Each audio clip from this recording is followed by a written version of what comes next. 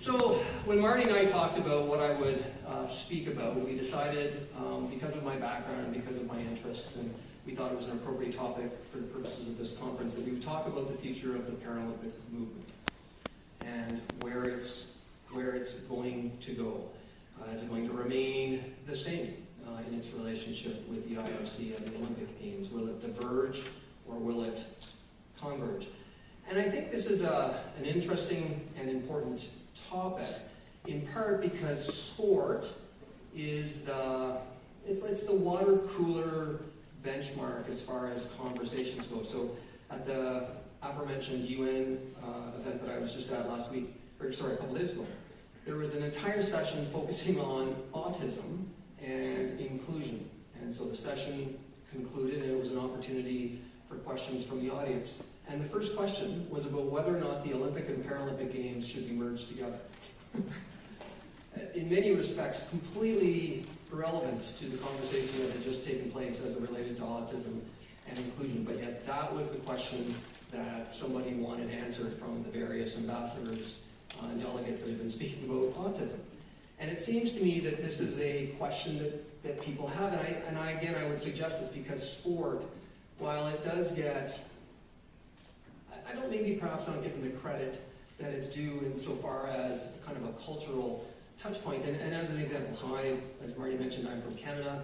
I'm still basking in the reflected glow of the Toronto Raptors winning the NBA championship 2 nights ago. And my 16-year-old son sent me a text. I was so disappointed that I actually wasn't at home to watch the game with my 3 sons. That's something that I have very much enjoyed being able to share with them. And again, through sport, it's been that opportunity for me to spend some time with them and to really kind of have some joy.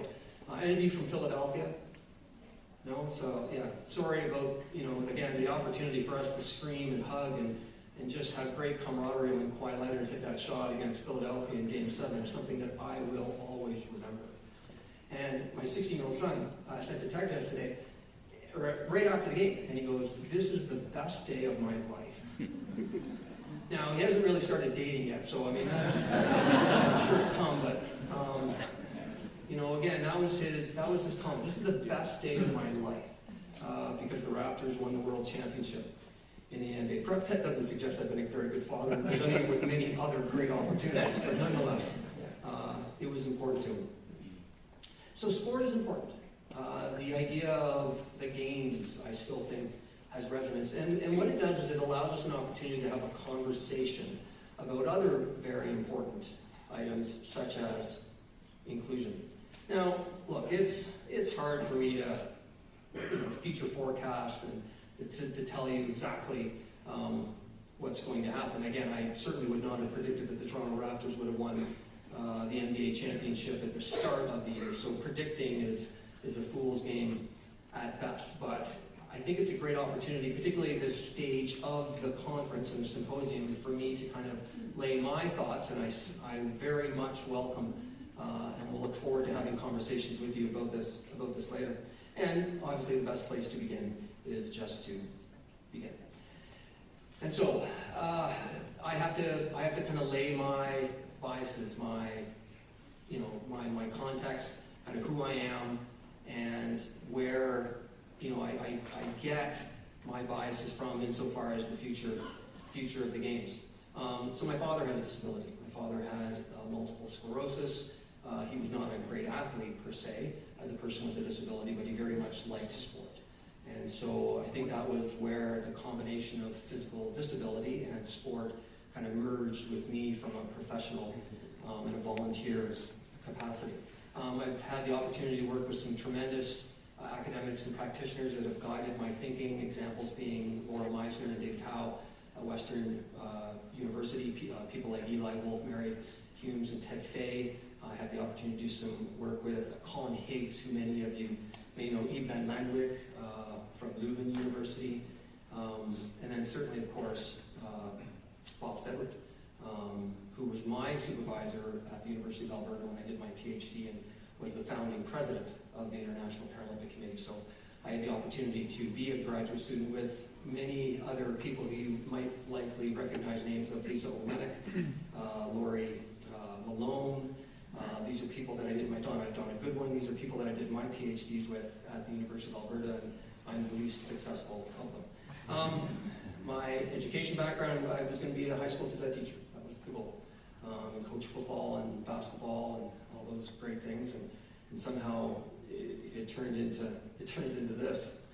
As a volunteer and as a professional, I've also been influenced. My first job was with the Ontario Wheelchair Sports Association, and then the Canadian Wheelchair Sports Association. And Bob Lanjo and I were chatting last night about wheelchair rugby. We could have probably talked about wheelchair rugby or quad rugby or murder ball, whichever term we want to use, until they turned the lights out on us. I was an assistant coach on the Canadian team, the one that beat the Americans in 2004 in Athens. Yeah, you're welcome. I was a board member of the Canadian Paralympic Committee for a number of years, and then was the president of the CPC from 2010 to 2014. As Marty mentioned, I was on the IPC Sports Science Committee led by Van Rarick for a term which I absolutely adored.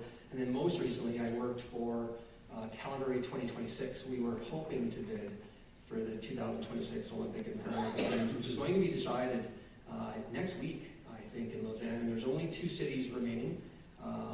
Stockholm, Air, I think that's how you say it. Anybody here from Scandinavia? Did I say that correctly? Are, sure. Air? What did you say? Ore. Ora. I was not even close. Yeah. What did you And say? Milan is the other bit, the two cities that remain. So those certainly have influenced my thinking. So the agenda for today, insofar as kind of looking at the future and what could come of a future of Olympic and Paralympic Games. And I am going to spend a little bit of time talking about the history of the intersection between the IFC and the IPC. I'll refer to some options to consider, and I'll try and present a framework and then a vision for the future that we can then spend the rest of the conference chatting about. So the intersection of disability and the Olympics actually goes back to 1902. Anybody remember where the Olympics were in 1902? Second games in the modern era. No? St. Louis, Missouri.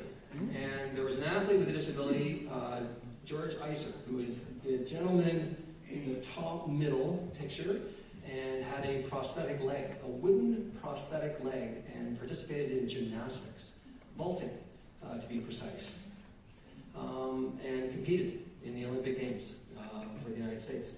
And so between there and today, there have been a number of persons with disabilities that would qualify, that would be classifiable within a Paralympic context that have participated in Olympic Games. And as many of you know, this story is not a new one or one that many of you are not familiar with. In 1948, Sir Ludwig Gutmann, the gentleman with the glasses and the dark coat, a neurosurgeon based at Stoke Mandeville Hospital, northwest of London, England, following the end of World War II. And again, this is a story that many of you are very familiar with the invention of penicillin, with changes in evacuation techniques. People with spinal cord injuries were suddenly living significantly longer. The idea of rehabilitation took hold, and Sir Ludwig Gutmann, on the same day as the opening ceremonies of the Olympic Games in London in 1948, hosted an archery competition with 16 ex-service people on the front lawn of the hospital, and those became known as the first Stoke Mandeville Games, the precursor to the Paralympic Games. And what was fascinating, I had, as president of the Canadian Paralympic Committee, I had the opportunity to go to the opening ceremonies in London for the 2012 Games, and the person to light the cauldron was one of the women who had participated in that archery competition in 1948, and so it had come full circle. That was just an amazing moment to participate in.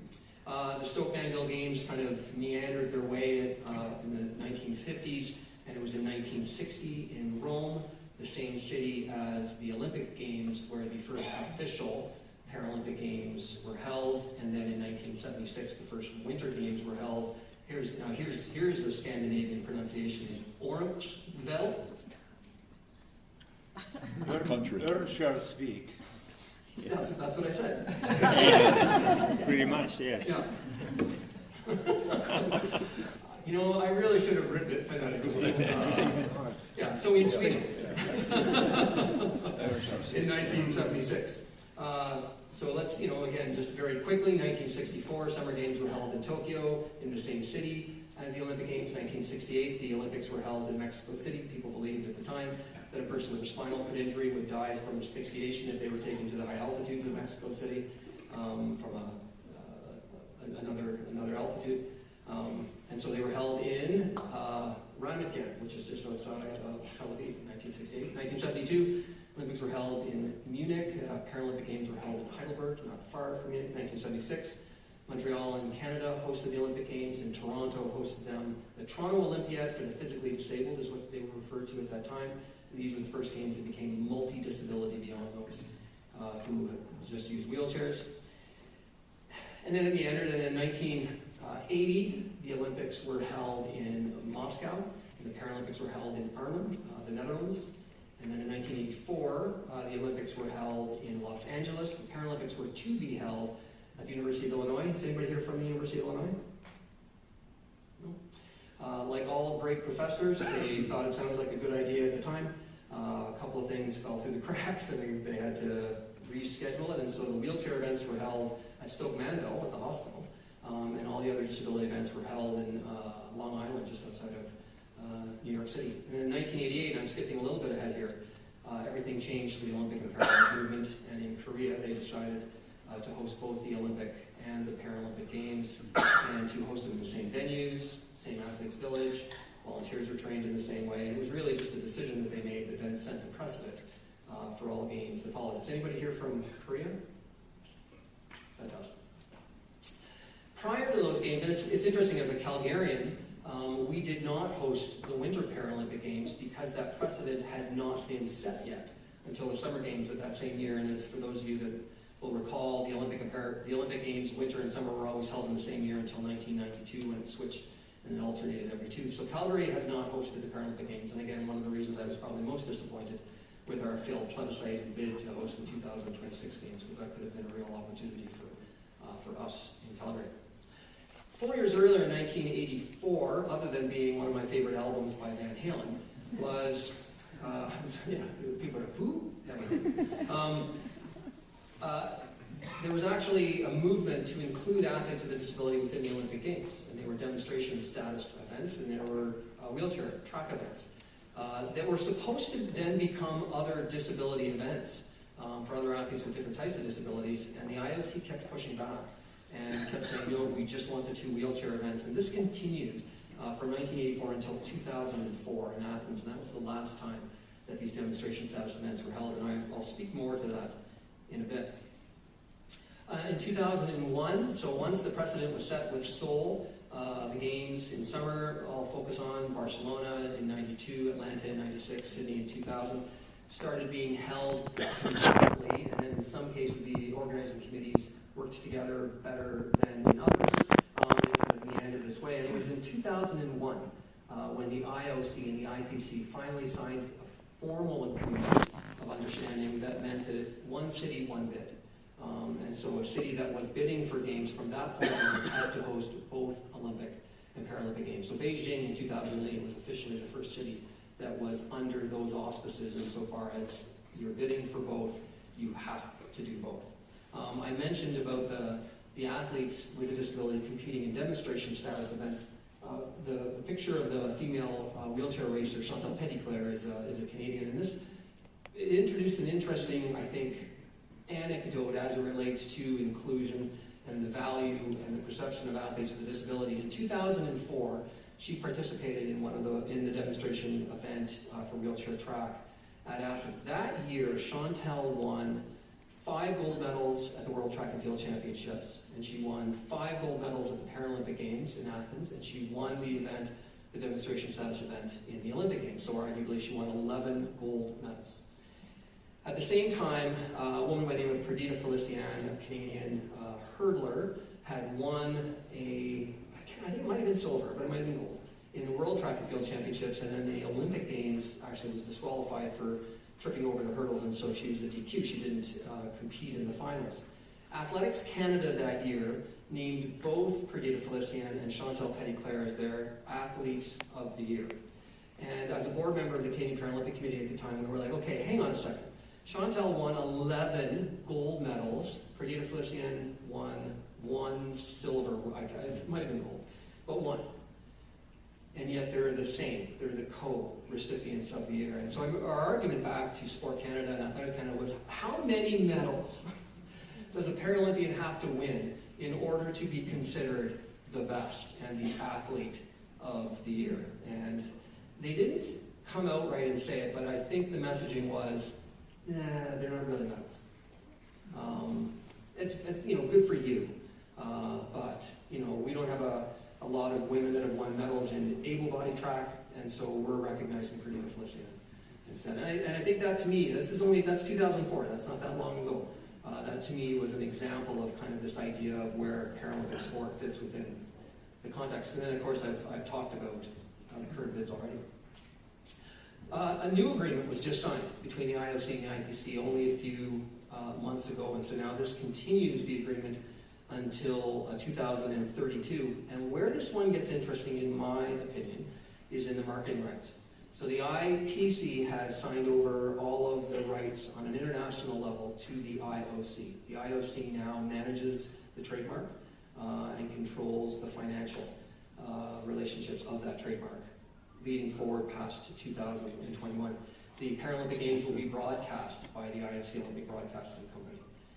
And so they will, in essence, control the Paralympic Games moving forward from particularly a financial, marketing, and a publicity perspective. This starts to move. There are 5 nations right now whose national Paralympic committees and national Olympic committees are merged together, including the United States. So the Paralympic movement in the United States is managed by the USOC, the United States Olympic Committee. And there are 4 other nations that are similar in that regard. They include the Netherlands, Germany, South Africa, and Norway. I think those are the only 5 that I'm aware of. And so that international level is potentially moving towards that direction. So what is the future of the games? Where do they fit insofar as kind of how I foresee them moving forward? There are some considerations, certainly, to be aware of, both from a practical and a philosophical perspective. From a practical perspective, could the games be switched? Could the Olympic Games go first and the Paralympic Games go second? Possible, I guess. Is there a possibility of even considering a unified game similar to what Tim was talking about yesterday, using a Special Olympics model, whereby athletes with disability are included with able-bodied athletes in perhaps new events? Could they merge together from a British Commonwealth and a Canadian perspective the Canada Games, which includes able-bodied athletes with a physical disability that would typically fall under the para-sport, Paralympic model, and athletes from Special Olympics, all compete in separate events, but under the same umbrella known as the Canada Games. The Commonwealth Games, which are the British Commonwealth Games, include 5 events for athletes with a disability within the framework of the more traditional able-bodied games. So perhaps these are all considerations that could be looked at for an IOC-IPC relationship. But then there's the philosophical considerations as well. My friend that I mentioned earlier, Eli Wolf, talks about this a lot. He makes the argument, well, why even the term Paralympians? We don't talk about women Olympians versus male Olympians. We don't talk about Olympians with different cultures. We don't talk about Olympians with different sexual orientations. They're all Olympians.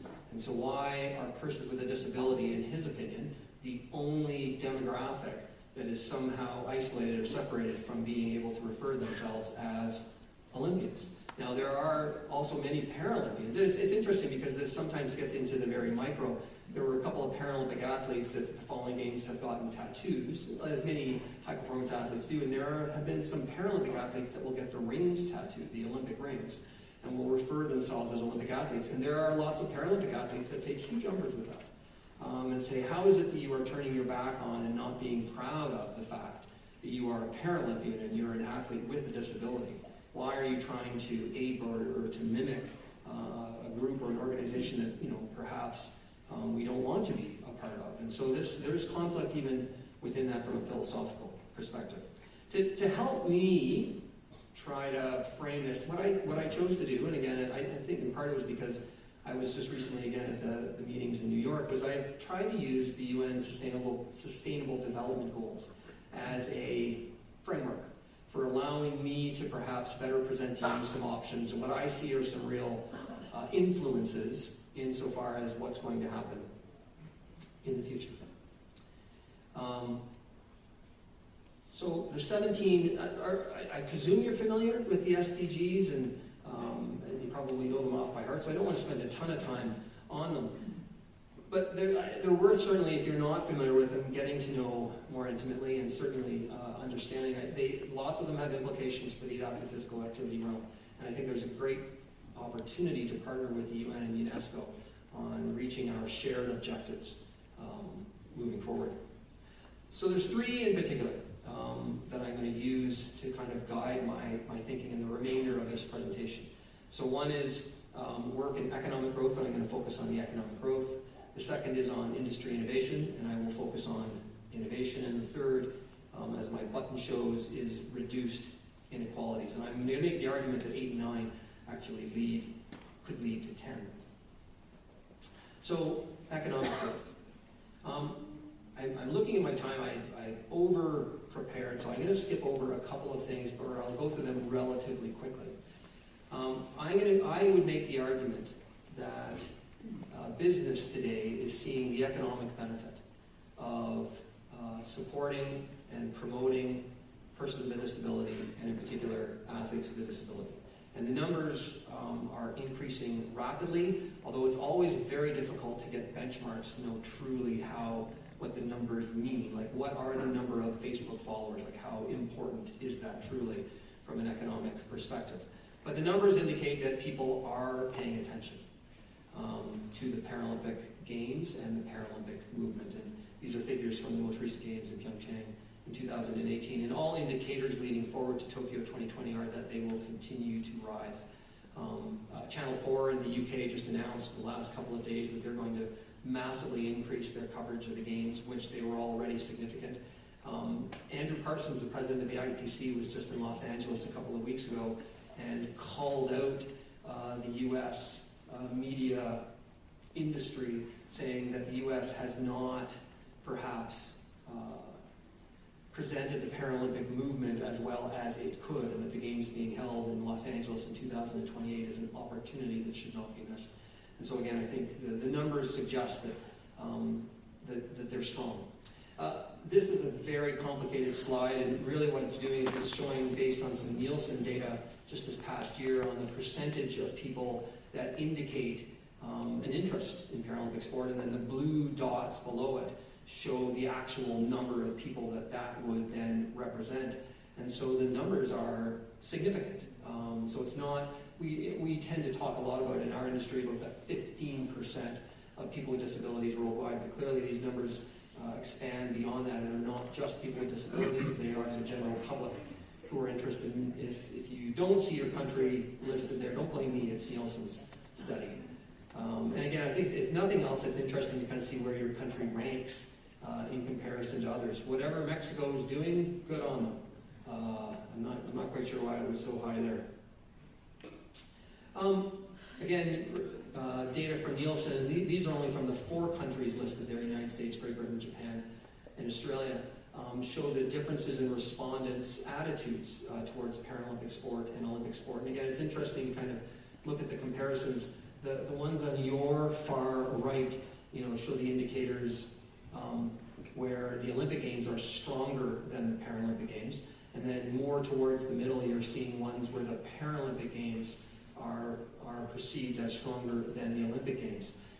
Now, whether or not these translate into economic benefit, I guess, is yet to be seen, but I think it's an indication that companies are starting to pay attention to and recognize the economic benefit, the handy capitalism, if you will, about associating and partnering with a Paralympic context.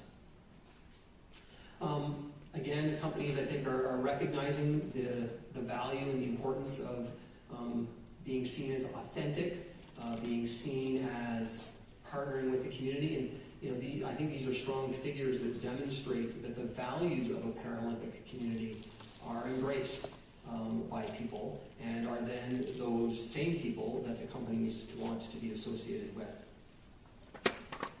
again, I'll go through these slides fairly quickly, and I'm happy to share these slides with anyone who wants them. So it's just a matter of asking me to do so, and I'll certainly send them to you. The acceptance of Paralympic sponsorship.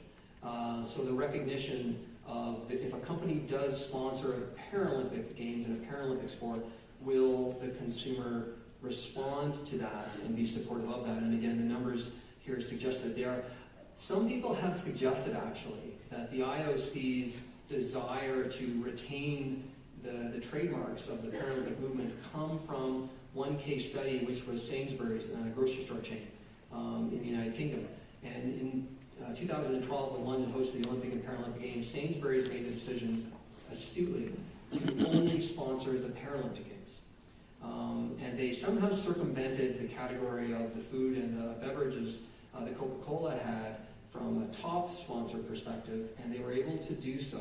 And they activated the heck out of their sponsorship with the Paralympic Games. And following the Games, when surveys were done to have people from the UK identify who the sponsors were of the Olympic and Paralympic Games, Sainsbury's was the number 3 company that was identified as having sponsored the Olympic and Paralympic Games, and they paid significantly less than a lot of other companies paid in order to get the Olympic sponsorship, because they activated it so well, and because likely Channel 4 and other media organizations in the UK did such a good job of portraying the Games.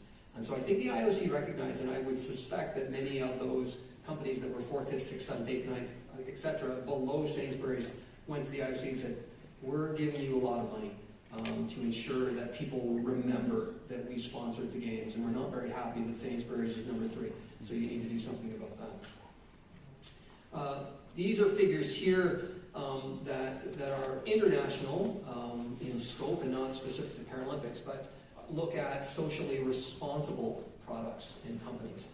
And the numbers clearly indicate that people are now wanting to support those types of companies and are willing to put their dollars towards them. What is interesting, because I'm now in that age category from 50 to 64, is we tend to be less concerned about social responsibility. I don't know if that's because really all we want are a nice pair of comfortable shoes and we don't really care who makes them or where they come from. But it's interesting that it does dramatically change from that age category.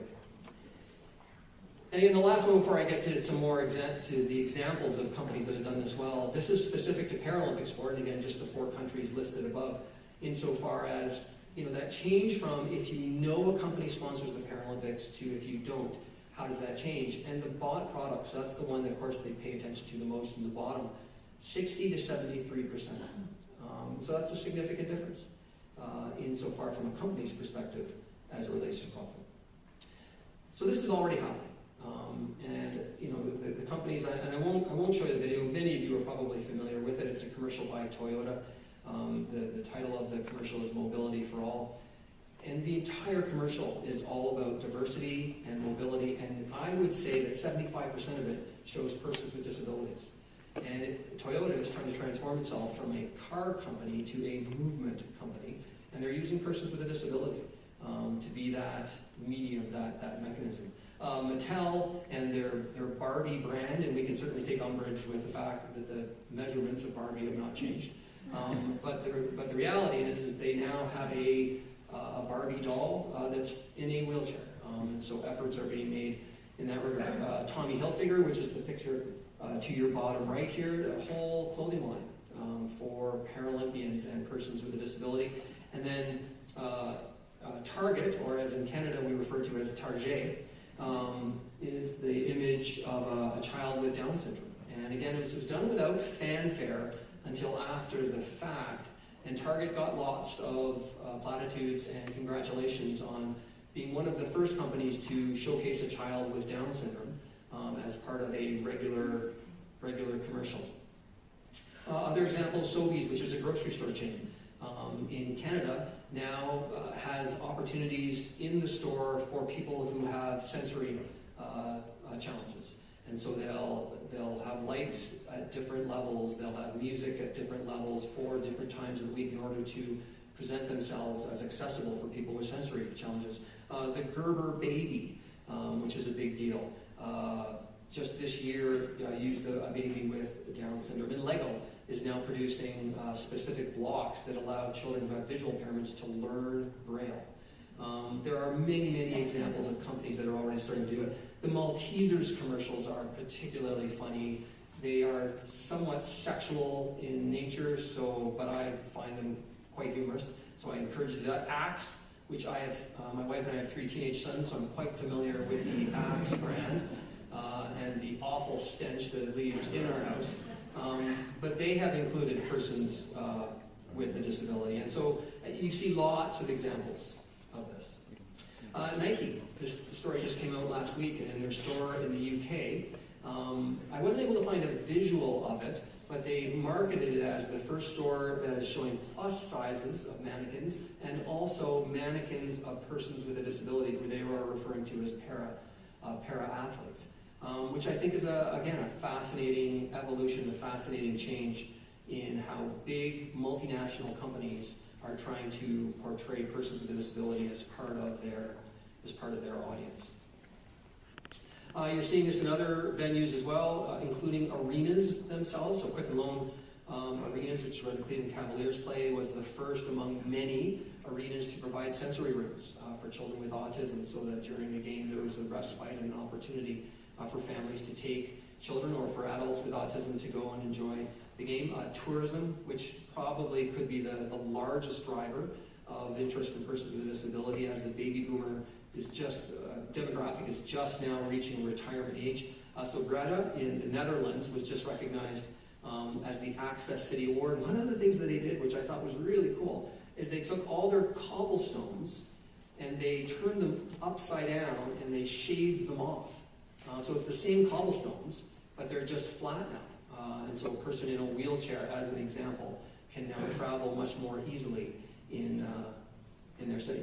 And again, perhaps cities like that are doing it in order to be, good stewards and just, make a good decision. But they're probably also doing it to make a buck. And I quite honestly see nothing wrong with that, as far as them presenting themselves as, if you have a mobility disability and you want to travel, we're the city you should come to. And the restaurants and the hotels will be more than glad to take your money. There's been an issue with Tokyo 2020 insofar as the percentage of hotel rooms that will be accessible for the games there. And initially, Tokyo pushed back and said they weren't going to be able to get to the level that they had originally promised. And they just came around and said that they were. And I think that's very short-sighted on their part to not want to even exceed that by an incredible amount. Again, just simply from a tourism perspective. I can't imagine cities that won't want to be able to advertise and say, we have lots of accessible rooms. We are fully accessible. If you want to spend your money, and again, the demographic of the baby boomers, which are just now hitting retirement age, have lots of disposable income, the most probably in history, and they love to travel. And traveling is something that is accepted in that demographic. I think cities are foolish to not pursue that with more vigor. So corporate responsibility. I'm going to skip over this, but as an example, New York Yankees just recently hired someone to be their environmental steward. So professional sport teams are now looking at being socially responsible in addition to the aspect of disability. So we'll skip over these. Many of you are likely familiar with the Guinness wheelchair basketball commercial. And so part of my caveat is that we don't always get it right. And so this was an example, I think, where perhaps the company did not portray people with disabilities in the appropriate manner. And I'm starting to get closer to my time, so I won't spend time more on this, but I would certainly enjoy chatting with you further about it. Other examples of where we haven't gotten it right. Tokenism. So Vogue magazine in Brazil got a lot of flack, rightfully so, for showcasing persons who were able-bodied, and they photoshopped in their disability. So the image to your right here are people who are able-bodied who were photoshopped to look like persons with a disability. And then just recently with the FIFA Women's World Cup taking place in France, this image below, which I saw lots of people being very complimentary about and saying that that was a great example of inclusion. I saw an equal number of comments in social media talking about it being tokenism and perhaps being a little showy insofar as showcasing the one particular team's focus on disability. Many of you are familiar with the comedian in Australia, and I forgot, Stella, I believe is the first name, but I don't remember her last name, who talks about inspirational porn. And I think that was what people were concerned about there, is that was the focus. I even think about the examples in a North American context and from a Canadian one as to who are the people that get portrayed. They tend to be very good looking, which is not unusual. They tend to be persons with amputations and or spinal cord injuries. Those who also may be construed as having the least severe disability. I have yet to, or no, that's not true, but I have seen fewer persons with cerebral palsy, as an example, used within marketing plans. Fewer persons with visual impairments. They tend to be those with minimal amputations, that's not a fair comment, but, and spinal cord injuries. I suspect that that's similar in other countries, but that certainly happens in a North American context. So, okay, so I've talked about these impacts, but how do they impact the future of the Games? I see there being convergence. I think the Olympic Games see the economic benefit of portraying athletes with a disability from a corporate perspective, and I foresee perhaps there being a move towards the end of a Paralympic Games, and they simply being called an Olympic Games. Now, some people would argue that that's a good thing. All athletes with a disability will be included under the umbrella of Olympism, and as an athlete, as just simply an athlete. The caveat, though, where I see potential challenge with that is I am anxious about it only being for a select few persons with disability where that benefit would then accrue. And it would be those with the least severe disabilities. And so the example that I talked about, it would be the ones that marketers would be wanting to profile and would think would make great television. I mentioned earlier that I was on the board of the Toronto 2015 Pan American Games. And one of the conversations we had was moving from an Olympic Paralympic model where we have 2 games to a Commonwealth Games model where we held all of the sports under one games, in part to save money. Because then you only had one opening ceremonies, one closing ceremonies, and you could confine the games in one space. But the ask was that we move from 15 competitive sport opportunities to 5. And I pushed back against that vehemently, in part because many of those events were our qualifiers for the Rio 2016 Paralympic Games. And so I said, no, if we can't get the full 15, then I don't think we should move to an inclusive model. And they said, oh, okay. And so we left it as it was. And I even remember the conversation about bocce, which is a sport for people with cerebral palsy, and the marketing people from the games kind of saying, you know, is there another sport that we could pick? This one doesn't really play well on TV. And I'm like, well, that's the only sport that people with severe cerebral palsy play in this context, and so no. And your job as marketers is to figure that out. I'll help you. I'm more than happy to. And as it turned out, it was a huge hit. And so sometimes we have to challenge our own assumptions and biases. The other two, I'm running out of time, so I'm going to skip over innovation relatively quickly. But I think it's worth noting that technology companies are jumping on this quickly. And so one of the sessions that I attended in New York was hosted by the United States Secretary of State, and it had representatives from Google, Microsoft, and Facebook. Facebook has 2 billion followers. And so if suddenly Facebook decides that they want to make inclusion and accessibility priorities, it's a lot of people to suddenly kind of interact with. But you're seeing companies through disability try to portray themselves, not unlike Toyota, what I talked about earlier, as the luminaries, the forebearers of technological innovation.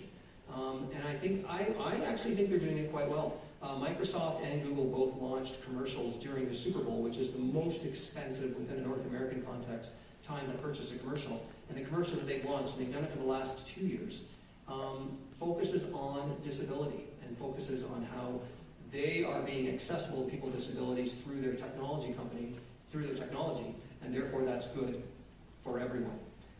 The example of the gentleman with the glove on, so that glove that was just developed by an entrepreneur in the last month, whereby using sign language gets translated directly into written text.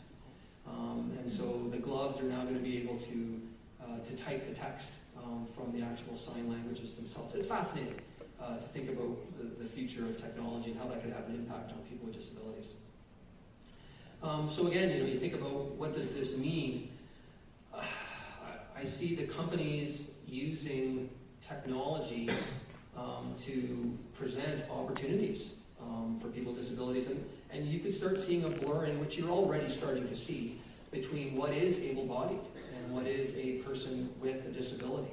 And with the advances of prosthetics, again, you start to see this. Where is that line between cyborg and humanity insofar as what is the external application that allows a person with a disability to be perhaps presented as being advantaged because of their disability? I mean, the NFL, with the offensive linemen, they all have these knee braces that are exoskeletons, essentially, that are allowing them to perform with an external mechanism that is advantaging them. So again, this line between disability and sport, I think, will only continue. And then the last one is reduced inequalities. As I mentioned, the line between athletes who are able-bodied and athletes with a disability competing against one another, I think will only continue to blur, and there's lots of examples where this has happened, certainly recently. I also see that the numbers in traditional able-bodied sport are declining. And Major League Baseball is a perfect example of this.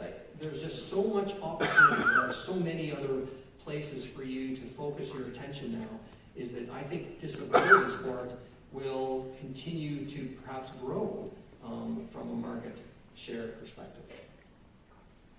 From a reduced inequalities, the actual advances within technology, so artificial intelligence is one example. The image to your left of the umpire. So there are a few minor league baseball leagues that are going to start looking at having umpires that are robots. And so if you look at artificial intelligence and the way that it gets involved with sport, if we look at virtual reality, augmented reality, like all of these things can allow people with disabilities to participate perhaps fully against able-bodied players. And certainly, again, I'm the father of 3 teenage sons. I'm aware of esport and Fortnite. But the ability to participate, to compete against one another through an avatar completely opens up the opportunities for people with varying abilities. And as much as people may not like it, that's coming down the pipe. And certainly a number of universities in the United States and Canada that are creating clubs for esport now, and perhaps even varsity status. It's coming down the pipe quickly.